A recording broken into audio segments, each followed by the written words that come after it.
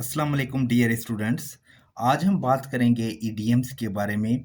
बहुत ही important EDMs हैं, बहुत बार कॉम्पिटिटिव एग्जाम्स में पूछे गए हैं। इनसे रिलेटेड बहुत सारे सवाल भी आते हैं। तो स्टार्ट करते हैं। नंबर पहला है ब्रेक द आइस। इसका उर्दू मीनिंग होगा बातचीत शुरू करना या झिझक ख़त्म करना। इंग्लिश में मीनिंग होगी to start a conversation in a social situation. Sentence है फ्यूचर सिंपल टेंस का, he will break the ice in the meeting. इसका मतलब होगा वो मीटिंग में बातचीत शुरू करेगा। दूसरा है a piece of cake. A piece of cake का उर्दू मीनिंग होगा बहुत आसान काम। English meaning something very easy to do. Sentence है सिंपल पास्ट टेंस में लिखा हुआ, the test was a piece of cake. इसका उर्दू ट्रांसलेशन होगा टेस्ट बहुत आसान था। Number 3 hit the books. Urdu meaning है सख्ती से पढ़ाई करना। इंग्लिश मीनिंग है टू स्टडी हार्ड। सेंटेंस लिखा हुआ है प्रेजेंट कंटिन्यूअस टेंस में, she is hitting the books for exams. इसका मतलब होगा वो इम्तिहान के लिए सख्त पढ़ाई कर रही है। Number 4 once in a blue moon. Urdu meaning होगा बहुत कम होना, किसी भी काम का, किसी भी चीज़ का बहुत कम होना। इंग्लिश मीनिंग है वेरी रेयरली। सेंटेंस लिखा हुआ है फ्यूचर सिंपल टेंस में, he will visit us once in a blue moon. इसका मतलब होगा वो हमें बहुत कम मिलने आएगा। नंबर 5 है under the weather. Under the weather Urdu meaning होगा बीमार होना। इंग्लिश मीनिंग होगा फीलिंग सिक। सेंटेंस बनाया गया है पास्ट सिंपल टेंस में, I felt under the weather yesterday. इसका उर्दू ट्रांसलेशन होगा मैं कल बीमार महसूस कर रहा था।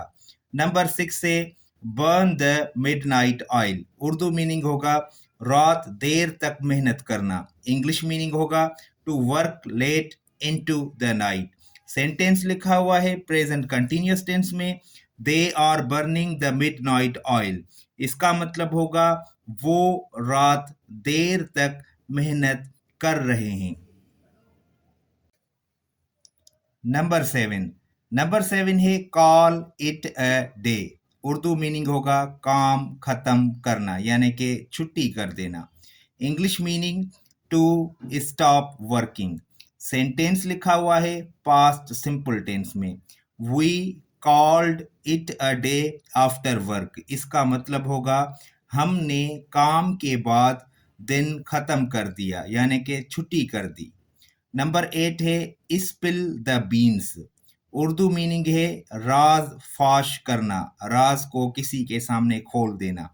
इंग्लिश मीनिंग है टू रिवील अ सीक्रेट।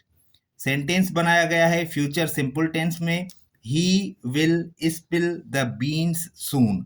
इसका मतलब होगा वो जल्द ही राज फाश करेगा, यानी कि सीक्रेट को रिवील कर देगा।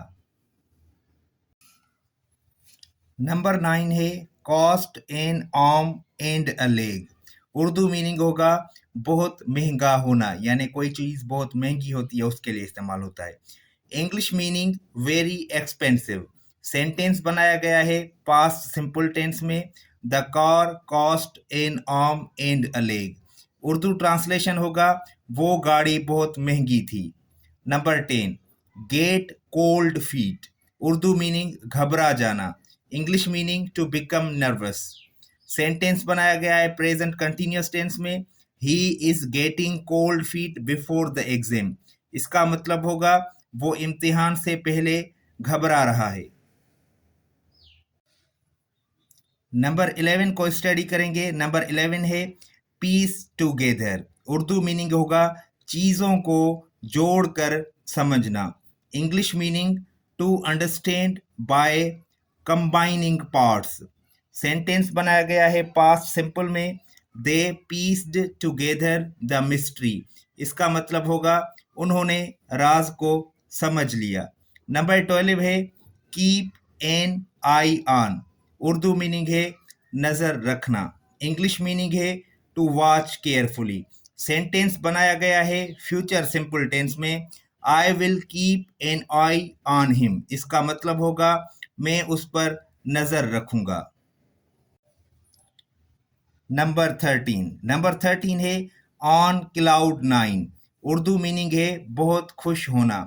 इंग्लिश मीनिंग है एक्सट्रीमली हैप्पी। सेंटेंस है she is on cloud nine, इसका मतलब होगा वो बहुत खुश है। नंबर 14 है बाय हुक और बाय क्रूक। उर्दू मीनिंग है किसी भी तरह। इंग्लिश मीनिंग है by any means possible. Sentence बनाया गया है फ्यूचर सिंपल टेंस में। He will succeed by hook और बाय क्रूक, इसका मतलब है वो किसी भी तरह कामयाब होगा। नंबर 15 है let the cat out of the bag, इसका मतलब है राज जाहिर कर देना। इंग्लिश में मीनिंग है to reveal a secret accidentally. Sentence बनाया गया है पास्ट सिंपल टेंस का। He let the cat out of the bag, इसका उर्दू ट्रांसलेशन होगा उसने गलती से राज बता दिया।